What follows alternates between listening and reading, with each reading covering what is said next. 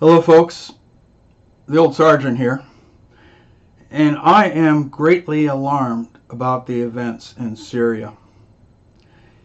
With the second gas attack that has questionable origins, that could very well be false flag, we could end up in World War III very easily by accident. The thing that we've been trying to avoid since we first had a Cold War between the Soviets and the United States. So now we have Assad of Syria that's being blamed for this gas attack. The question is, why would he do it? The last time and this time, we were leaving. He was winning. His troops surround the bad guy. So why gas attack civilians at this point, knowing that it would bring us in? Knowing that the Americans would feel that we've got to do something? Why would he do it? I strongly question that he would. So we have Trump right now, President Trump, thinking about what he should do at this point.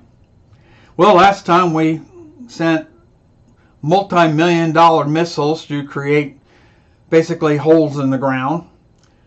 Well, that's a big waste of money. We didn't hit any targets of value. They had already moved the aircraft and things, and we have to tell them in advance that we're going to make the attack because we don't want any Soviet soldiers to, Russian soldiers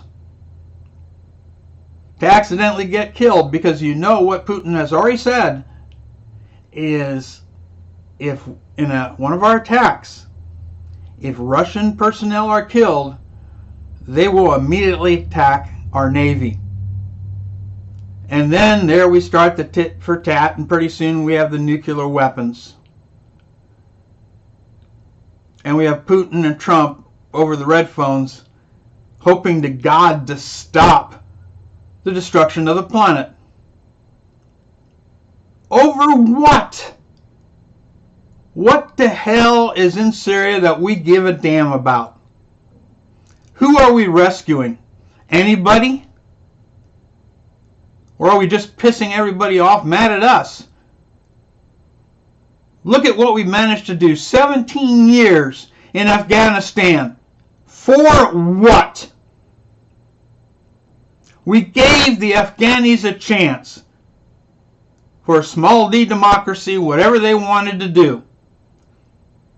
Well, after 17 years of having nothing but their military turning and shooting our guys, why are we still there? Our longest war in history. For what? What have we gotten? Then the last administration destabilizes Libya. Libya had already given up their weapons of mass destruction. They were even giving us intelligence. Gaddafi may have been a bad guy, but he still protected the Christians in his country. How many of those Christians are still alive? Same way in Egypt. Look what happened in Iraq. Yes, we got rid of Hussein. Oh, by the way, he protected Christians too. Look what's happening there. Iran is sweeping in for control of everything. We have spent trillions of dollars in treasure and hundreds of lives of good men and women. For what? To destabilize the entire area? To make enemies of a lot of people? Sure, after 9/11 we had to do something. Alright? Go into Afghanistan, pound the responsible people in the dust, and leave. No more nation building. For one thing, we can't afford it anymore. $21 trillion in debt and climbing. It's the old military-industrial complex, which also includes Congress. Perpetual war. Now me, being military,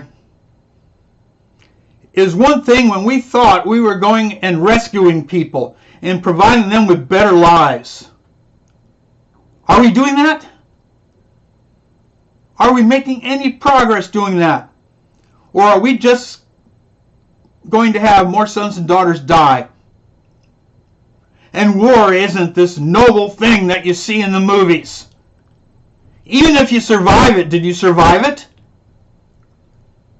You come home broke.